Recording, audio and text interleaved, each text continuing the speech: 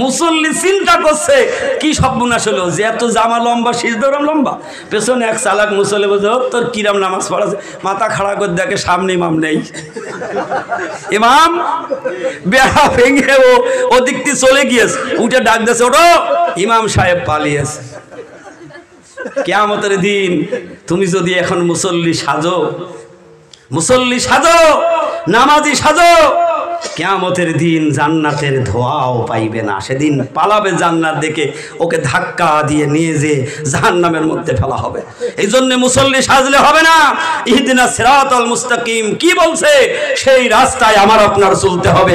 আওয়াজ দিয়ে বলুন সুবহানাল্লাহ। রাস্তায় চলেছে কারা? নবীন, সিদ্দিকিন, শুহাদা, সালেহিন। সবকিছু গুছিয়ে বলতে গেলে অনেক সময়ের ব্যাপার। আমি তো সেরকম গাড়ি নাই, জোরে যাইতে পারি না, কারণ এর পাওয়ার কম। ও অল্প 2-1 মাইল চললে দিন শেষ। আর যারা গতি আছে দেখবেন যে গাড়ির গতি বেশি, 150-160 যদি টানে, সে গাড়ি দ্রুত কলকাতা চলে যাবে, ঠিক কিনা বলেন? আর আপনার গ্রামের একটা ভ্যান যদি যায় কদিন লাগবে? তার চাই তো দুর্বল গাড়ি। তা আপনারা একটু দোয়া করবেন। তো ইহদিনাস সিরাতাল মুস্তাকিম যে কথা আমার বলার উদ্দেশ্য, তখন ও জাহান্নামী বলবে হায় আফসোস, আমি যদি মুসল্লি হইতাম। সেদিন পাইগম্বরেরা দাওয়াত দিয়েছেন ইহদিনাস সিরাতাল মুস্তাকিমের রাস্তায় আসো, সত্যকে সাক্ষ্য দাও, সত্য প্রতিষ্ঠা করো। যদি আমি মানতাম, আজকে আমি জান্নাতের মালিক হয়ে যেতাম। আল্লাহ রাব্বুল আলামিন সুবহানাহু ওয়া তাআলা তিনি এত দয়ালু মেহেরবান। আল্লাহর পয়গম্বর বিশ্ব নবী বলেন, ও দুনিয়ার মানুষ, আমার আল্লাহ তোমাদেরকে কত কত রাস্তা শিখিয়ে দিয়েছেন, কত বোনাস দিয়েছেন। জীবনটা বরবাদ করে ফেলেছো, গুনাহ করে করে নষ্ট করে ফেলেছো, খালেস তওবা করো, ফিরে আসো। আল্লাহ রাব্বুল আলামিন বলেন, যে ব্যক্তি খালেস তওবা করে ফিরে এসে ইহদিনাস সিরাতাল মুস্তাকিমের রাস্তায় চলবে, ওই ব্যক্তির আমলনামায় যত গুনাহ হয়েছে আমি আল্লাহ তওবা করার কারণে গুনাহগুলি নেকি দিয়ে বানিয়ে দে। আল্লাহ রাব্বুল আলামিন বলেন, লা তাকনাতু বির রাহমাতিল্লাহ ইন্নাল্লাহা ইয়াগফিরুজ যুনুবা জামিআ ইন্নাহু হুয়াল গফুরুর রহিম। জোরে বলুন সুবহানাল্লাহ। আল্লাহ তাআলা বলেন, নৈরাশ হবার কিছু নেই।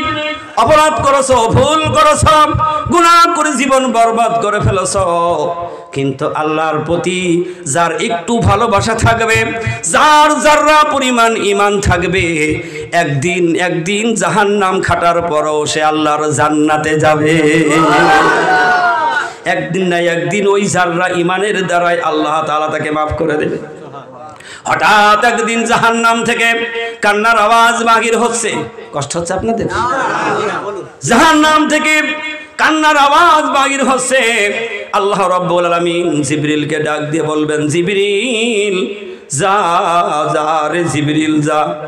কে কান্দে? কারণ দুনিয়ায় আমি তাদের পাঠিয়েছিলাম, কান্নাকাটি তো শেষ হয়ে গেছে, আর তো কান্নার কোনো সময় নেই। যা আমার নামকে ধরে, কে আওয়াজ দিয়ে কান্দে, আল্লাহ বলে চিৎকার মারে জিবরিল যা। জিবরিল কে তালাশ করে খুঁজে পাই না। জাহান্নামের দ্বার রক্ষীকে জিজ্ঞাসা করলো, এই আওয়াজ কোত্থেকে আসে? দ্বার রক্ষী বলছে, জিবরিল জাহান্নামের মধ্য থেকে আওয়াজ ভেসে আসছে। খুঁজে খুঁজে খুঁজে খুঁজে দেখলেন জাহান্নামের এক কোনায় পুড়ে পুড়ে জীবনটা শেষ হয়ে গেছে। ওখান থেকে চিৎকার মারছে, আল্লাহ তোমার হাবিব বিশ্ব নবী শুনিয়েছিল, লা তাকনাতু বির রাহমাতিল্লাহ ইন্নাল্লাহা ইয়াগফিরুজ যুনুবা জামিআ ইন্নাহু হুয়াল গফুরুর রহিম। সেদিন বুঝতে পারি নাই, জানি নাই তুমি যে দয়ালু দাতা রহমান, তুমি যে রহিম, তোমার ওয়াদা সত্য। তোমার হাবিবরা যে কথাগুলি বলেছিল সেই ওয়াদা মতো আজকে তুমি জান্নাত আর জাহান্নামে পরিপূর্ণ করে দিয়েছো। তোমার বন্টনের মধ্যে কোনো গরমিল নেই। আল্লাহ তুমি বলেছিলে যারা ইহদিনাস সিরাতাল মুস্তাকিমের রাস্তায় চলবে তারা জান্নাত পাবে, যারা মানবে না তারা পাবে জাহান্নাম। কিন্তু এখন তো ভাই নেই আল্লাহ, কষ্ট করে করে তো আমার জীবন শেষ হয়ে গেল। জিবরিল বলে, তুই চিল্লাস কেন? বলে, আমি এই জন্য চিল্লাই। বলে, তোর চিল্লানোর কারণে সবার অসুবিধা হয়। আল্লাহ আকবার বলেন, সবার ডিস্টার্ব হয়। কেন চিল্লাস? বলে, ও জিবরিল আমি এই জন্য চিল্লাছি, আমার তো ক্ষমার আর কোনো রাস্তা নেই, আমাকে জাহান্নামে পড়তে হবে। আমার আল্লাহ যদি এখান থেকে তুলে নিয়ে ওই জাহান্নামের দরজার কাছে নিয়ে যাইতো, ওখান থেকে আমার আল্লাহর দেওয়া জান্নাতগুলি একটু তাকায়ে দেখতাম। জিবরিল ফরিয়াদ করবে রব্বুল আলামিন, আয় আল্লাহ তাআলা, ও কান্দে, ও ফরিয়াদ করছে, ওখান থেকে তুলে নিয়ে জাহান্নামের ওই দরজার কাছে একটু আনার জন্য বলেছে। আল্লাহ তাআলা বলবেন, যা যা, তোকে তাকে বলবি সে যেন আর কান্নাকাটি করে না, সে যেন আমাকে আর ডাকে না, ওই দরজায় তার থাকার ব্যবস্থা করে দে। সুবহানাল্লাহ বলেন। এবার দরজার কাছে যখন এনে দেওয়া হবে, এর আগে যতটা আওয়াজ দিয়ে ডেকেছে, দরজার কাছে আসার কারণে আসার পরে আরো জোরে চিৎকার শুরু করে দিয়েছে। সুবহানাল্লাহ। ফেরেশতা জিবরিলকে আল্লাহ বলে, যা দেখ। এবার আরো জোর বাড়াইলো কে, আরো জোরে চিল্লাই কে, যা তাড়াতাড়ি দেখ কি হলো। আবার যাই বল, কেন চিল্লাই? যাই জিবরিল বলে, তুমি না বললে আমি কোনো চিল্লাবো না, আর আমি আর ডাকবো না, আমার ডাক বন্ধ হয়ে যাবে, কেন আবার চিল্লাও? জাহান্নামী বলে, আমি চিল্লাই যদি আবার বোনাস পাই, কারণ চিল্লাইলে যদি আমি আমার আল্লাহকে আবার পাই, এই জন্য আমি চিল্লাই। সুবহানাল্লাহ বলেন। বলে, কি হলো তোমার, বলো। বলো, আল্লাহ যেহেতু আমাকে জাহান্নামের মধ্য থেকে দরজায় আনার ব্যবস্থা করে দিয়েছে, আমার এখনো কষ্ট হয় রে জিবরিল। আমার আল্লাহ যদি জাহান্নামের এই দরজা থেকে যদি এই মাঠটার মধ্যে একটু থাকার ব্যবস্থা করে দিত, তাহলে ওই গাছের নিচে বসে থাকতাম, আর আমার ফরিয়াদ হতো না।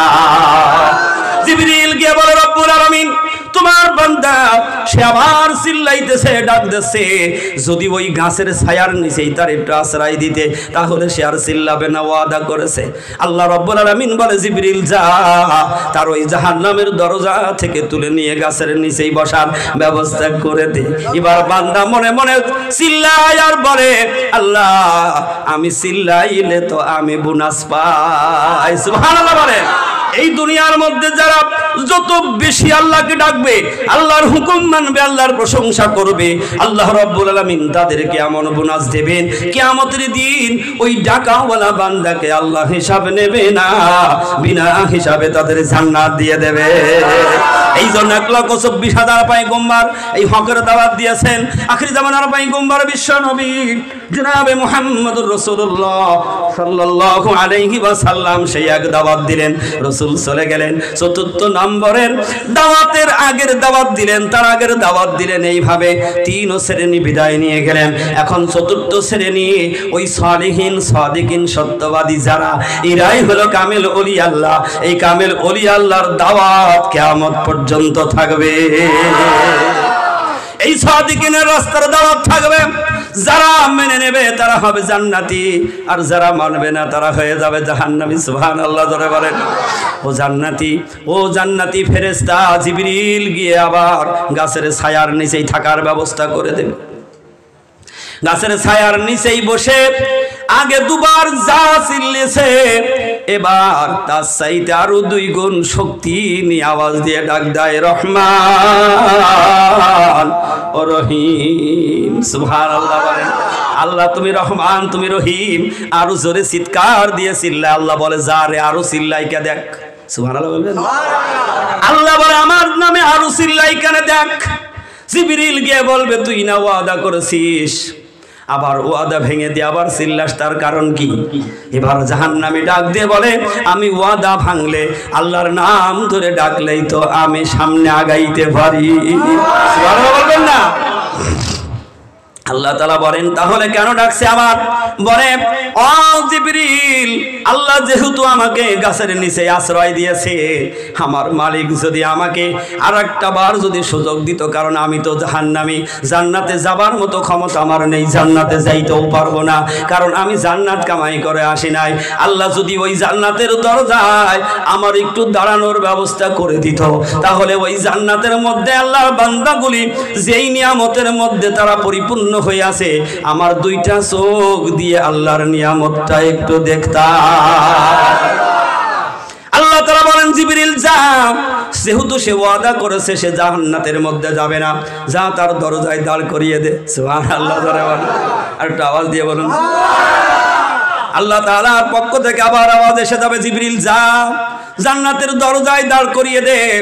দরজায় দাঁড়িয়ে তিনবার যত জোরে চিৎকার দিয়েছে সবগুলি একত্রিত করে চিৎকার মারছে, রহমান তুমি রহিম।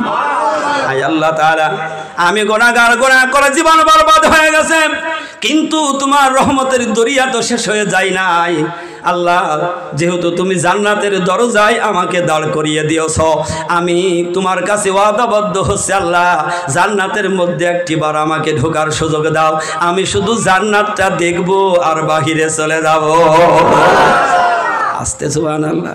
আল্লাহ বলবে যা, যেহেতু সে ওয়াদা করেছে জান্নাতের মধ্যে যাবে আর বেরিয়ে চলে আসবে। জিবরিল এবার গিয়ে বলে যাও, তুমি যাবার বেরিয়ে আসবা, থাকা যাবে না। জান্নাতের মধ্যে গিয়ে আরো জোরে চিৎকার দিয়ে ডাক দিয়ে বলে, রব্বুল আলামিন তুমি যাকে একবার জান্নাতের মধ্যে দাও তারে তুমি তো আর বাহিরে দাও না। জোরে বলুন না সুবহানাল্লাহ। আল্লাহ রাব্বুল আলামিনের বান্দা বলে, রব্বুল আলামিন তুমি যাকে জান্নাতে দিবা তুমি তো তাকে ফিরিয়ে দেবে না, তুমি আমাকে জান্নাতে আসার সুযোগ করে দিয়েছো। আল্লাহ, এখন কি তোমার দয়ার মায়া লাগে না? ইজন আল্লাহ তাআলা আমাদেরকে সবচেয়ে আদর করে আল্লাহ ভালোবাসা দিয়ে আমাদেরকে মানুষ বানিয়েছে। আমাদের জন্ম থেকে আল্লাহ কি ভালোবেসেছেন, জীবনে নিজের শরীর দিয়ে পরীক্ষা একবারও করে দেখি নাই আল্লাহ কতটা ভালোবেসেছে। আল্লাহ যদি আমাদেরকে ভালো না বাসতেন এই পৃথিবীতে আমরা থাকতে পারতাম? কথা বলেন না কেন? থাকতে পারতাম। কিন্তু সেই আল্লাহ আমাদের কাছে কিছু চাই নাই, গাড়ি বাড়ি ধন দৌলত টাকা পয়সা কোনো কিছু চেয়েছে? আল্লাহ একটু চেয়েছে তোরা আমার শুকরিয়া আদায় কর, আমার গোলামি কর, আমার হুকুমটা না, তোর বাড়ি তোর গাড়ি তোর জমিদারি সব তোর, কিন্তু তুই শুধু আমার একটু গোলামি করবি আর ওই গোলামি করে আসবি। আমি আল্লাহ তাআলা তোর দুনিয়ার ওই সম্পদ ওই বাড়ি ওই ঘরের চাইতে এমন একটা ঘর দেব যা সারা পৃথিবীর মানুষের একটা ছোট জান্নাত করার মতো অর্থ করি নাই। সুবহানাল্লাহ বলবেন। আল্লাহ রাব্বুল আলামিন কালামে হাকিমের মধ্যে বলছেন, ইন্নাল্লাহা আশতারা মিনাল মুমিনিনা আনফুসাহুম আমওয়ালাহুম বিআন্না লাহুমুল জান্নাহ। আল্লাহ বলে, ও দুনিয়ার মানুষ, আমি একটা জিনিসের বিনিময়ে তোর জান আর মাল তোর সবগুলি আমি আল্লাহ খরিদ করে নিয়েছি। তোর জান্নাতের বিনিময় আমি তোর মাল খরিদ করে নিয়েছি, তোর জীবনও খরিদ করে নিয়েছি।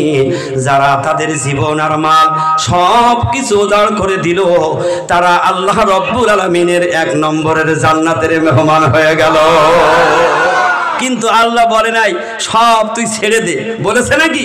কিন্তু যারা জান্নাতি হয়ে গেল অমনি ছেড়ে দিল। তার কারণ হলো দুনিয়ায় পুঁজি করে রেখে কোনো লাভ হবে না। হবে নাকি?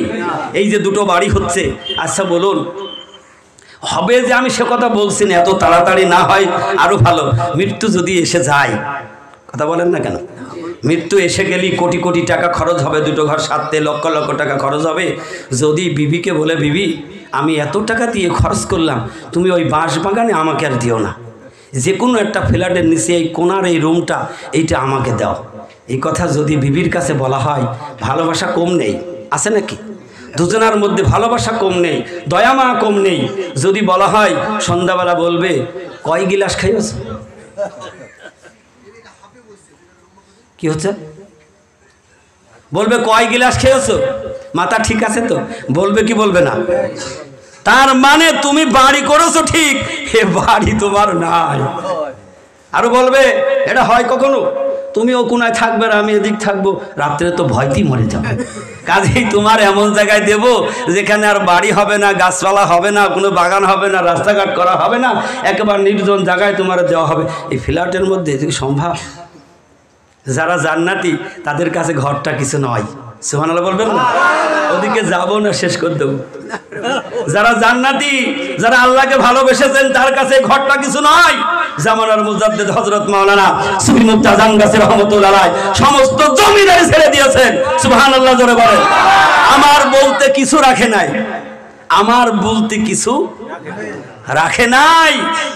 যেই মহা মানুষ ছিল বিশ্ব নবী জনাবে মুহাম্মদ রাসূলুল্লাহ সাল্লাল্লাহু আলাইহি সাল্লাম, নবীজি আমার বলতে কিছু ছিল। রাসূল যেদিন বিদায় নেবেন আয়েশাকে ডাক দিলেন, আয়েশা তোমার কাছে আমি একটু স্বর্ণ রক্ষিত করেছিলাম, আছে না সেটা? আয়েশা বলেন ইয়া রাসূলুল্লাহ আছে। আল্লাহ রসুল বলেন এটা এখনই সাদকা করে দাও। সুবহানাল্লাহ বলবেন। কারণ আল্লাহ তো বলেছে ইন্নাল্লাহা আশতারা মিনাল মুমিনিনা আনফুসাহুম ওয়া আমওয়ালাহুম বিআন্না লাহুমুল জান্নাহ। আমি কি ওই জান্নাতের শরীক হব না? কারণ আমার জানমাল সব আল্লাহ খরিদ করে নিয়েছে, আমি কেন পুঁজি করে রাখবো? কথা বলেন না কেন? আল্লাহর হাবিব বিশ্ব নবী সেই আয়েশাকে একদিন কি বললেন? আয়েশার হুজরার মধ্যে আল্লাহ রসুল একটু আরাম ফরমানোর জন্য রয়েছেন, আর আয়েশা বললেন ইয়া রাসূলুল্লাহ বালিশ লাগবে না, আপনি আমার উরুর উপরে মাথা দেন। সুবহানাল্লাহ বলবেন। এই আলিলাম তো হ্যাঁ আলিলাম আপনাদের এরকম ঘটে নাকি?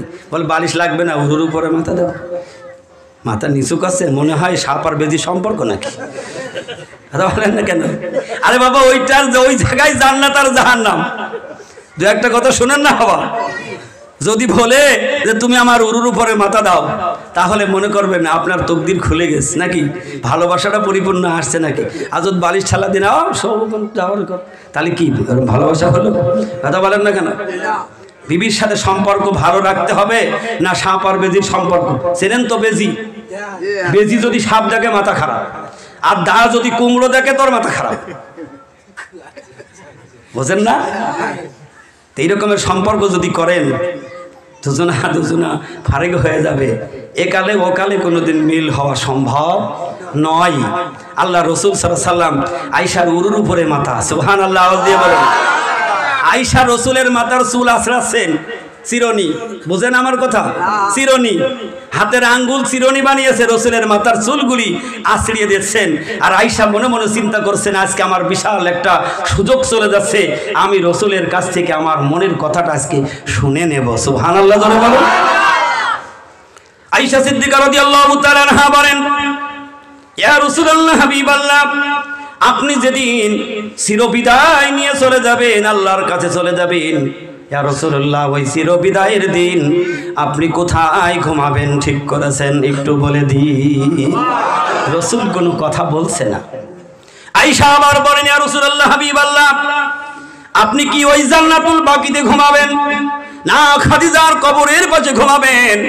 কোথায় ঘুমাবেন ইয়া রাসূলুল্লাহ আপনি আমাকে একটু বলে দিন। আল্লাহ রাসূল কোনো কথা বলে না। আয়েশা বলে ফেললেন, বুঝেছি, আমার মনে বড় আশা ছিল আপনার থেকে এই কথাটা শুনে নেব, কিন্তু আপনি ফোন করেছেন, আমার কথার জবাব হয়তো দেবেন না। আল্লাহ রসুল বলে ফেললেন আয়েশা রে, আমি এখন যে অবস্থায় শুয়ে আছি, যেখানে শুয়ে আছি আয়েশা, আমি নবীজি এখানেই যদি সারা জীবন ঘুমাতে চাই, আয়েশা তুমি কি আমার জায়গা দেবে নাকি? সুবহানাল্লাহ জোরে বলেন। কারণ ওই হুজরাটা তো রসুলের ছিল না, ওই হুজরাটুকু ছিল আয়েশা সিদ্দিকা। ওই জায়গাটা ওই ঘরটা ছিল আবু বকর সিদ্দিক রাদিয়াল্লাহু তাআলা আনহুর আয়েশার জন্য দিয়ে দিয়েছিলেন। আর সেই ঘরটুকু রসুলের হুজরা। আজকে আমাদের কোটি কোটি জমি, কোটি কোটি টাকার বাড়ি, কত সম্পদ, কত কিছু, কিন্তু আল্লাহর হাবিবের নিজের ঘরটাও পর্যন্ত দুনিয়ায় বানাই নাই। কারণ এটা তো দুনিয়ার সুখ শান্তির জায়গা নয়, আসা আর যাওয়া। ঠিক কিনা জোরে বলুন? আসা আর যাওয়া বুঝেছে যারা, সব বিলীন করে দিয়েছেন। সুবহানাল্লাহ বলবেন না? সেই মহামানবের মজলিস আজকে আমরা উপস্থিত হয়েছি, তিনি হলেন হযরত মাওলানা সুফি মুফতি আজহান গাজী রাহমাতুল্লাহ আলাইহি। আল্লাহর হাবিব যখনই বললেন, আয়েশা বড় খুশি হয়ে গেল। না আয়েশা বলবে, সম্ভব হবে না, বলবে নাকি? আয়েশা জানেন দুনিয়ার ঘর তো ঘর নয়, আসল ঘর হলো আল্লাহর তৈরি জান্নাত। আয়েশা বড় খুশি হয়ে গেল, ডাক দিয়ে বলেন ইয়া রাসূলুল্লাহ হাবিবাল্লাহ, আমার মনের কথাটা আপনার কাছ থেকে আমি পেয়ে গেলাম। ইয়া রাসূলুল্লাহ আপনি যেখানে আছেন এ পাশে থাকবেন, আর ও পাশে আমি আয়েশা থাকবো, আমার কোনো অসুবিধা হবে না, আর আমার সম্মান বেড়ে যাবে, আমার ইজ্জত বেড়ে যাবে। ইয়া রাসূলুল্লাহ হাবিবাল্লাহ, আপনার রওজা জিয়ারতের জন্য হাজারো মানুষ রওজা জিয়ারতে আসবে, আর আয়েশার এই ভাঙা ছোট্ট হুজরা খানা তারা জিয়ারত করে যাবে। সুবহানাল্লাহ জোরে বলুন। এই জন্য যারা জান্নাতি তারা দুনিয়া চাই নাই, দুনিয়া তারা বিলীন করে দিয়েছেন। যত ওলি আল্লাহ পৃথিবীতে এসেছেন দুনিয়ার পাহাড় গড়ে নাই, আর যদি গড়ে বসতে হবে ও ওলি আল্লাহ হইতে পারে নাই, ও নাইবে নবী হইতে পারে নাই। কারণ যারা আল্লাহর বন্ধু তাদের দুনিয়ার কোনো কিছু প্রয়োজন নাই। সুবহানাল্লাহ বলবেন। কোনো কিছু প্রয়োজন তাদের হবে না, তাদের যা প্রয়োজন হবে ব্যবস্থা করবে কে? এটা আওয়াজ দিয়ে বলি, কে করবে? যার প্রমাণ বাগমারি দেখেছেন, লক্ষ লক্ষ মানুষ জিয়ারত করেছে। যদি একটা করে টাকা থুয়ে আসতো, আমার মনে হয় একটা রুমই ধরার সম্ভব ছিল না। ঠিক কিনা জোরে বলুন? সেখানে কোনো টাকা দিতে পেরেছেন? চাওয়ার কোনো রাস্তা করেছে? লক্ষ লক্ষ মানুষকে তাবাররুক হাতে তুলে দিয়েছে, তাদেরকে মেহমানদারি করছে। এতিম, মিসকিন, অসহায়, দরিদ্র, ধনী মানুষ, গরিব মানুষ এক সমাজে এক ফ্ল্যাটে বসিয়ে একই খাবার খাওয়িয়ে দিচ্ছে, বুঝিয়ে দিচ্ছেন আল্লাহ এক, রসুল এক, ওলি আল্লাহ এক, প্রত্যেকের মর্যাদা সমান। জোরে বলুন সুবহানাল্লাহ। এক বিছানায় বসিয়ে ভাতৃত্ব সমাজ তৈরি করে দিচ্ছে, মিল মহব্বত করে দিচ্ছে। যেমন নামাজের সমাজে দাঁড়ালে কে ধনী আর কে গরিব, কে বাদশা আর কে প্রজা, কোনো ভেদাভেদ থাকে না। ওলি আল্লাহর দরবারটা তদরূপ একটা সমাজ। জোরে বলুন না সুবহানাল্লাহ। সেখানে মুর্শিদু যে চাটাইতে, মুরিদু সেই চাটাইতে। আল্লাহু আকবার। যেই দরবার ছিল রসুলের দরবার, রসুলের দরবারে এখানে কোনো ভেদাভেদ ছিল না। সুবহানাল্লাহ বলবেন না? তাহলে আজকে আমরা শেষ জামানায় আজকে আমরা নাইবি নবী পেয়েছি, তাহলে আমাদের বলন্দ নসিব। ঠিক কিনা বলুন? যেই জামানায় রসুল ছিল না, সেই জামানাটা বর্বর একটা যুগে, অন্ধকার যুগের মধ্যে মানুষ ডুবে একেবারে শেষ হয়ে গিয়েছিল। কিন্তু আল্লাহ পাক আমাদেরকে কত ভালোবেসেছেন, মহব্বত করেছেন। যেই আল্লাহ তাআলা আমাদেরকে, আল্লাহ তাআলা এমন একটি আমাদেরকে দান করেছেন, যেই রসুলের দরবারে যেমন সাহাবায়ে কেরাম, শহীদিন, সিদ্দিকিন, তাবিন, তাবে তাবিন আসতো। আজকে আমরা সেই মুর্শিদের দরবার পেয়ে গেছি। আজকে যদি আমরা না পাইতাম, অন্ধকারের মধ্যে আমরা থেকে যেতাম। ঠিক কিনা জোরে বলুন? আল্লাহর হাবিব বিশ্ব নবী, তিনি আসার আগের যেই সময়টুকু ছিল, ঈসা আলাইহিস সালাতু ওয়াস সালাম বিদায় নেওয়ার 570 বছর কোনো পায়গম্বর ছিল না। সেই যুগটাকে বলা হতো জাহেলাতের যুগ। জাহেল মানে মূর্খ, বর্বর, অন্ধ। তাদের মধ্যে কোনো ভ্রাতৃত্ব ছিল না, এটা ভালো মন্দ বোঝার কোনো জ্ঞান ছিল না। মানুষ আর পশুর মধ্যে কোনো পার্থক্য ছিল না। সেই রসুল আসলেন আর এই ইহদিনাস সিরাতাল মুস্তাকিমের রাস্তার দাওয়াত দিলেন। মানুষগুলি অন্ধকার থেকে উঠে এসে সভ্য মানুষ হয়ে গেল, শ্রেষ্ঠ মানুষ হয়ে গেল, সব জান্নাতি মানুষ হয়ে গেল। সেই পার্লামেন্ট তৈরি করলেন এক একজন সাহাবী। তারা পৃথিবী তারা চালিয়েছে, রাষ্ট্র চালিয়েছে। সুবহানাল্লাহ বলবেন না? তারা কোনো ভার্সিটির ক্লাস করে নাই, করেছে? কোনো মাদ্রাসায় পড়ে নাই। অনেকে গালি দেয়, হাক্কানি আঞ্জুমানে মাদ্রাসা নেই। আরে বাবা, মাদ্রাসা থাকলেই কি বড় আলেম হওয়া যায়? কিন্তু আল্লাহ বলছে, যে যত আল্লাহকে ভয় করে সে তত বড় আলেম। তাদের জ্ঞান হেকমত জানিয়ে দেওয়ার মালিক আমি আল্লাহ। এই তো মেদিনীপুরের চাকদা গ্রাম, তাই তো? চাকদা গ্রাম সুফি মুয়াজ্জিন রহমতুল্লাহ আলাইহি, তিনি কি ছিলেন আপনারা জানেন ইতিহাস? যেটা বললে আমার মনে কষ্ট লাগে। তিনি এই ইট গাতার মিস্ত্রি ছিলেন। কামেল ওলি আল্লাহর সোহবতে গেলেন, আর ইহদিনাস সিরাতাল মুস্তাকিমের রাস্তায় দাঁড়ালেন, যেখানে কি বা কেন কোনো প্রশ্ন করে নাই। এই মুর্শিদকে ভালোবাসার কারণে আল্লাহ তাআলা ওই রাজমিস্ত্রিকে সারা কুল কায়নাতের জন্য আরিফ বিল্লাহর বাদশা বানিয়ে দিলেন। কিসের কারণ? এই কোরআনের বদলতে, এই কোরআনের হুকুম অনুযায়ী তিনি চলেছেন, ইহদিনাস সিরাতাল মুস্তাকিমের রাস্তায় চলেছেন।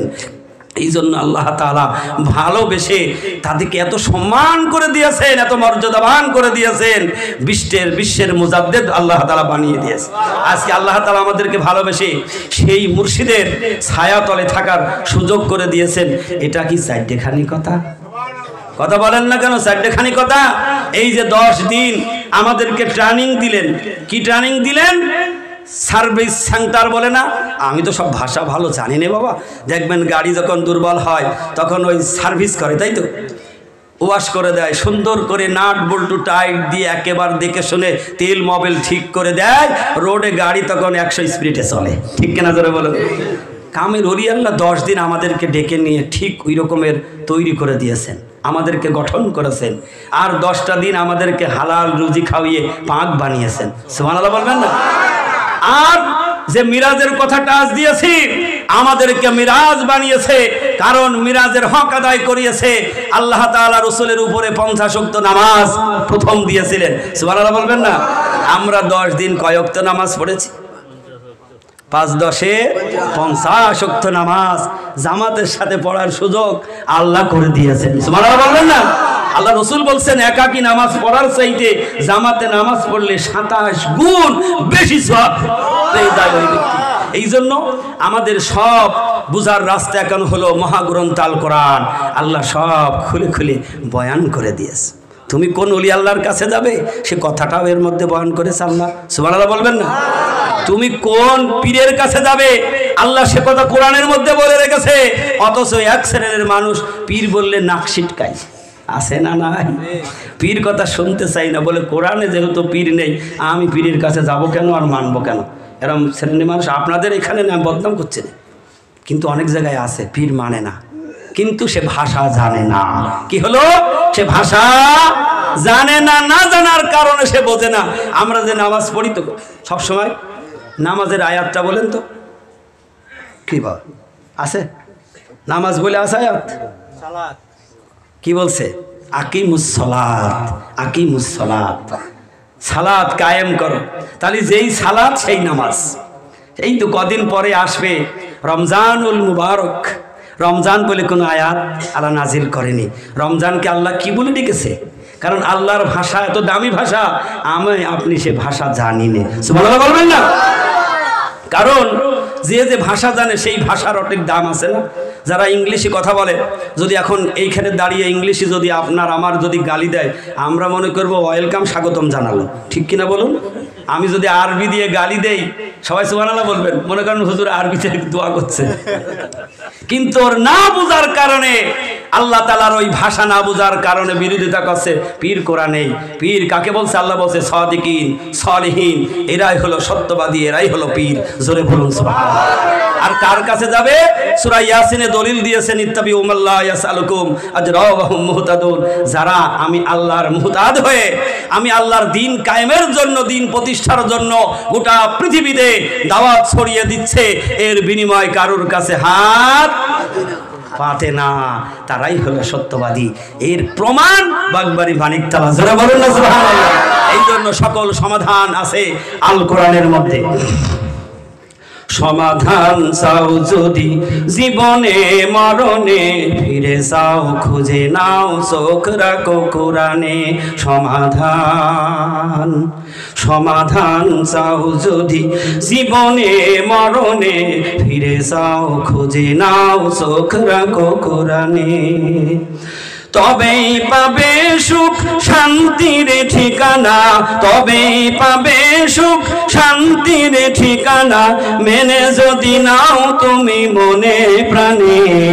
সমাধান, সমাধান চাও যদি জীবনে মরণে, ফিরে যাও খুঁজে নাও চোখ রাখো কোরআনে। সমাধান, এ যে চির অম্লান চির মুক্তির ডাক, এ যে মহাবাণী খোদারি কালামে পাক। এ যে চির অম্লান, এ যে চির মুক্তির ডাক, এ যে চির বাণী খোদারি কালামে পাক। এই দুনিয়া আর সেই দুনিয়া, এই দুনিয়া আর সেই দুনিয়া, শান্তি পাবে তুমি দুজাহানে। সমাধান, সমাধান চাও যদি জীবনে মরণে, ফিরে যাও খুঁজে নাও চোখ রাখো কোরআনে। সমাধান, এ বাণী সকলের নয় শুধু মুমিনের, এ বাণী সকলের নয় শুধু মুমিনের, যারাই চলবে মেনে ফল পাবে কোরআনে। এ বাণী মুমিনের, এ বাণী সকলের নয় শুধু মুমিনের, যারাই চলবে মেনে ফল পাবে কোরআনের। হলে বলো কিবা রাত্রি বলো, হলে বলো কিবা রাত্রি বলো, অশান্তি দূর করে শান্তি আনে। সমাধান, সমাধান চাও যদি জীবনে মরণে, ফিরে চাও খুঁজে নাও চোখ রাখো কোরআনে। যাহার পরশ পেয়ে পাথর হলো সোনা, সুবহানাল্লাহ। যাহার পরশ পেয়ে পাথর হলো সোনা, সন্দেহ ভুল নেই যার একটি কোনা। অর্থাৎ এর একটি কোনার মধ্যেও কোনো সন্দেহ নেই, সুবহানাল্লাহ বলো। যারা এই পরশে এসেছে লোহা সোনা হয়ে গিয়েছে, পাথর সোনা হয়ে গেছে, সেই কথা বলছেন। যাহার পরশ পেয়ে পাথর হলো সোনা, সন্দেহ ভুল নেই যার একটি কোনা। এ যে মহাবিপ্লব পিছে ফেলে যত সব, এ যে মহাবিপ্লব পিছে ফেলে যত সব, এগিয়ে চলে সে বগর পানে। সমাধান সমাধান চাও যদি জীবনে মরণে, ফিরে চাও খুঁজে নাও চোখ রাখো কোরআনে। তবেই পাবে সুখ শান্তির ঠিকানা, তবেই পাবে সুখ শান্তির ঠিকানা, মেনে যদি নাও তুমি মনে প্রাণে। সমাধান সমাধান চাও যদি জীবনে মরণে, ফিরে যাও খুঁজে নাও চোখ রাখো কোরআনে।